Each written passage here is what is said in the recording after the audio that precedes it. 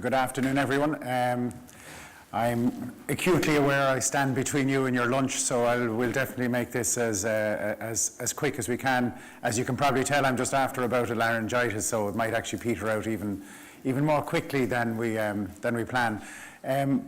I work for Leia Healthcare. It's a provider of private medical insurance in Ireland. You probably won't have heard us, but our parent company, AIG, I'm sure will be familiar with many of you. And I'm here to talk today about what we call our digital workforce. We don't tend to use the terrible word bots because it scares the living bejesus out of everyone, bar the IT team. So if you look at Leia at the moment, better start moving around.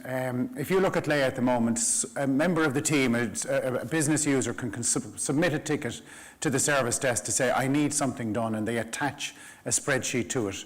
That ticket will be serviced by a digital worker, an RPA bot, a robotic process automation bot. It will look at what the work is and it will decide how much work is involved.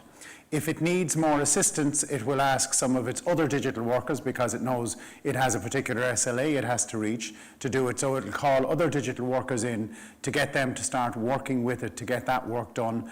And once it's finished the job, it will basically send back to the end user a report to say, this is what you sent me in, this is what I've got done, these are the exceptions I couldn't handle, which are always there always are those edge cases around what can't be done that are just too awkward or too difficult to engineer out, and the ticket will be closed. And that's the kind of digital workforce that we have deployed right now in Leia Healthcare, and it really adds a huge amount of value to our business users because it gets them out of particularly arduous, difficult, and oftentimes, if we're truthful, boring and monotonous tasks. So what makes a good candidate for doing that? We all have back office. I heard repeatedly this morning the talk about legacy systems, the talk about the difficulty of getting data from one system to another, the difficulty about getting quality data. Every one of those is an ideal candidate for an RPA tasks. So you have to have some form of a structured workflow. You have to be able to say, look, it can be done relatively easily without human interaction. So if you've got a task that involves picking up a bundle of checks and carrying them from your finance team to your AR team, forget about it, your bots are not going to do that. But it can help you, it can be tasks that if you can automate it, you can scale very, very strongly with it. So these are tasks that we went out to the business and we said, look, you know, it's almost like show us the horrible work that you want to do. As I always say to managers, if somebody really annoys you, what job are they getting tomorrow? Because it's that kind of a job that you go, okay, yeah, you really messed up yesterday, you can do that job tomorrow morning. What we did, and I'm a big science fiction fan, so myself and the manager who was leading this initiative for me, she similarly was one, so we said, we didn't call them bots, you can't use that three-letter word at all. We called them digital workforce, and we gave them the name of all of our favorite science fiction writers, so you'll see like Ian M. Banks there and Isaac Asimov and so on. And it's really funny for me at times to see the productivity reports around the business, and you see that Isaac Asimov sent out 2,000 letters yesterday to members of Leia Healthcare. And there's a bit of fun, but it also does personalize it that bit, because there really is a significant concern with your business users, is the bot going to take my job? And that's one that again and again, it's a fantastic technology. It is really easy and straightforward to deploy, and if you do it wrong, they will fight you in the trenches. So you need to work it so that it goes right. Identify the correct product for your organization. We use Prism. It is an absolutely fantastic product. It's one that we deployed very easily, and I always say it's like Ron Seal. It does what it says in the tin. I don't try and say it's going to be doing AI chatbots for me and having complex conversations. It's an RPA technology. It's extraordinarily strong. Train your own teams. There are great blue chip companies out there, and I hope there's none of them in the audience, and I wouldn't touch it with a barge pole outsourcing this kind of technology. Get your own teams to do it, people who like automation. So we actually used one MIS engineer and one very junior developer, because both of them were the kind of people who love doing automation. You know, I'd find the MIS engineer and he'd be writing bits and pieces in Excel to help somebody on a business team out, because he just loved that idea of writing a macro so that something would run really easily. So his natural inclination, the same as the other engineer, was to automate, was to make things slick for the business. advocate for the cultural change. You absolutely 100% need a cultural change, which is not normal for us in IT. Oftentimes, we've got a driving business decision, our burning platform, as we would call it in healthcare, the reason we're putting in a system, and the whole business is generally at least kind of semi-supportive, if not absolutely totally obstructive. But in this one, you 100% need a cultural change, and you need to alleviate that business concern. So that's a very, very genuine thing. I think it's probably the strongest I've ever seen it in my career in IT, that I've seen people actually really not want to implement a technology. And once you get it going, measure and measure it and measure it again. And we used one metric, and this was one that I'm really kind of happy we used, which was hours back to the business. So we didn't say how much savings you were getting. We avoided all those kind of normal words that when we're building business cases and we're looking for the ROI and we're looking for all those things, we said how many hours have we given back to this business unit? So this department, this division, how many hours back do they get by the automation of these? And we rewarded that and we lauded that. We didn't turn around and we had a huge big fight with finance. Not that any of us, I'm sure, would ever have that, but we had another one of these fights with the finance team to say, we are not clawing that back from the business. So if you saved 100 hours a month in your team, we didn't immediately turn around and say, well, you don't need an FTE now, you're short, or we can take back one FTE for you next year. We had the business come back and present what added value business activities they were doing with that, because like all you departments, all teams, there's always pressures and there's always high quality but not really pressing work that they don't get to. So for the first year of this initiative, we said what you get, you save. What you save, you keep. So it basically encouraged people to really get into the mindset of how can I automate something? How can I, do it and it not crucify me for the next budget discussion with the finance team? What worked well, do it with your own in-house team. I know that mightn't always land well with because I do see the big blue chip firms and they come out and they say we've thousands and tens of thousands of bots working for different people. But I believe you'll deliver the value by absolutely getting your own team involved. Have a diverse team. Don't go for software engineers because they want to over-engineer the solution to the nth degree. It actually presents a really good opportunity to challenge your engineering teams, as most of us probably have, to say, well, I can get the bots to do it in 3 days. What's it going to take to engineer that solution fully? And it's a really interesting conversation because they're two different solutions, but they do challenge your engineering teams who will say, well, we'll do a perfect solution and we'll have beautiful monitoring and we'll have everything tip top. And I go, yeah, and at 10 times the cost. So which one as a business leader am I going to make decision on, particularly if something might have a finite lifetime. I only need it for 12 or 18 or 24 months. Measure the time savings, in a positive way with your business users. And we used hours back to the business, and each of our businesses will have an appropriate metric that culturally is a good fit, and celebrate them absolutely 1,000%. RPA is a really good technology and it has its place within your business, but if you can combine it with other technologies already there, then it's very, very powerful. So we don't try and use, it's the typical hammer and nail. Everything doesn't get dealt with by RPA.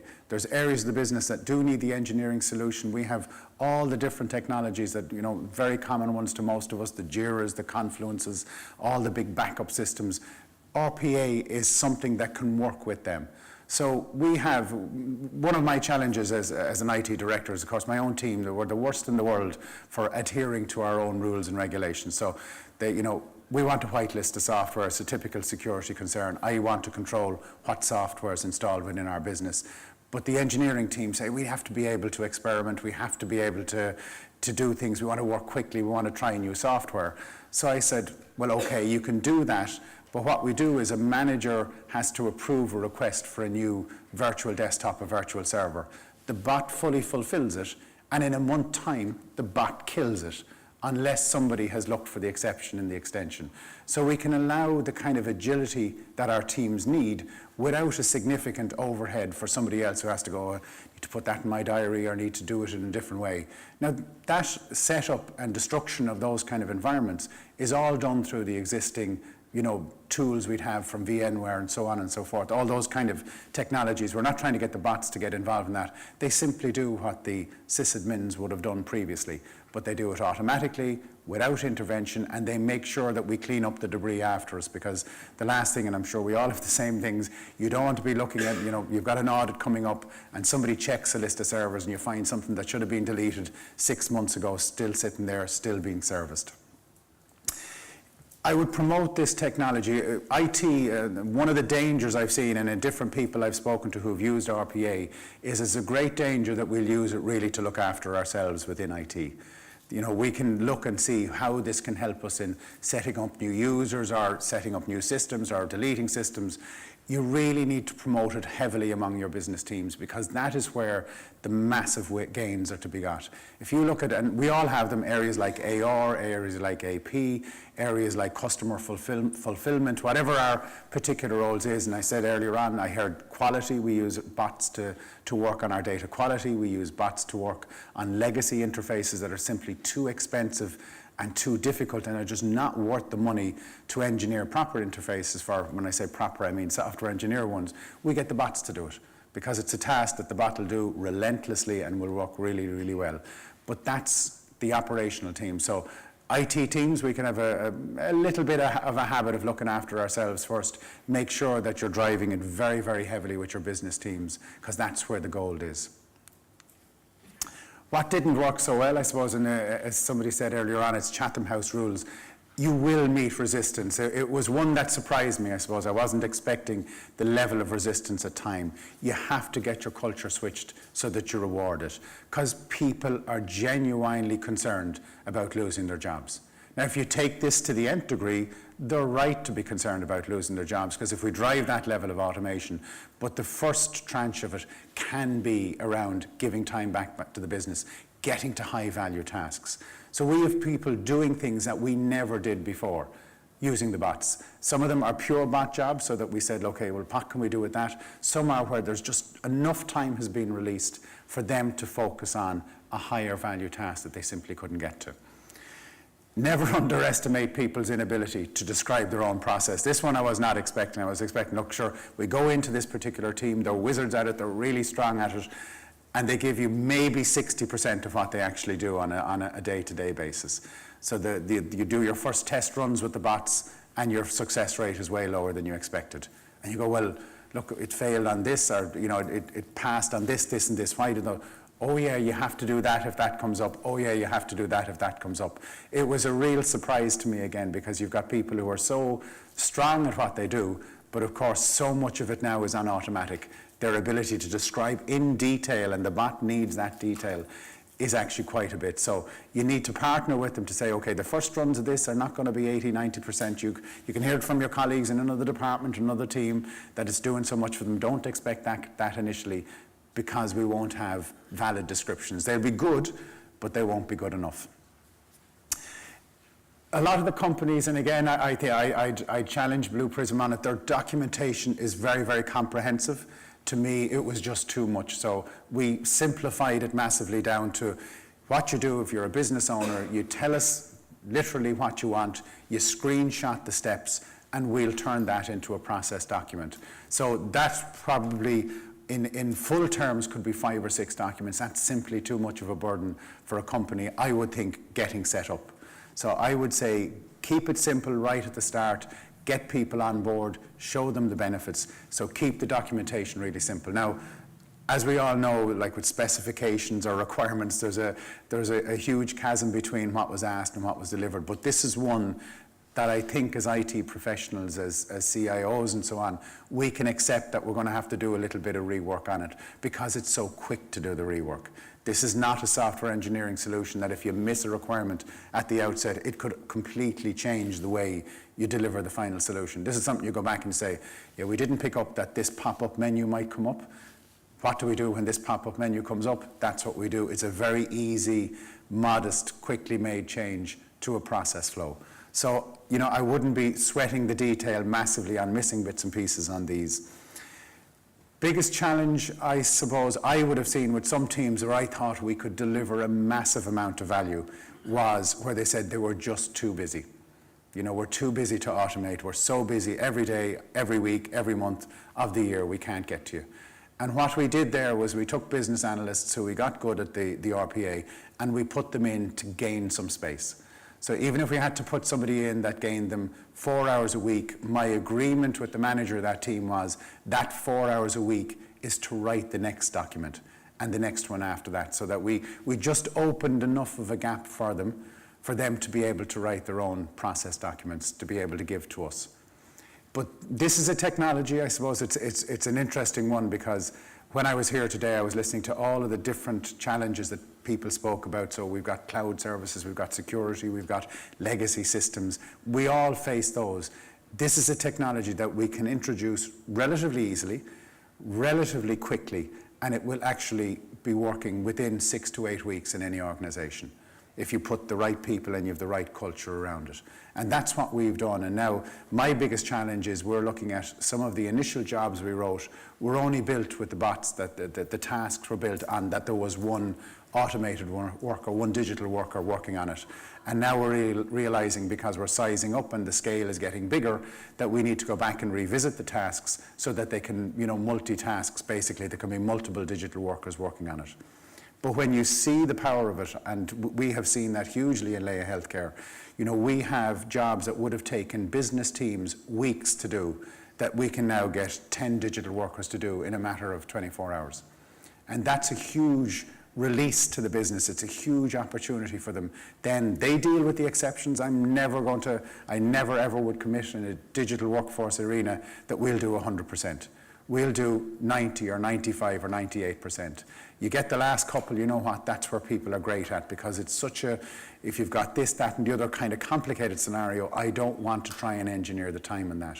What I want to do is get 95 or 98% done, you deal with the remaining bits of it, and once we've got that done, then you're on with your high value business tasks. That's where we are right now. It's very straightforward. My voice has lasted surprisingly this long. I was a bit worried there, but I think I've got the cut-off time there. Listen, I'm around for the rest of the day anyway, so if anyone wants to give me a shout, please feel free.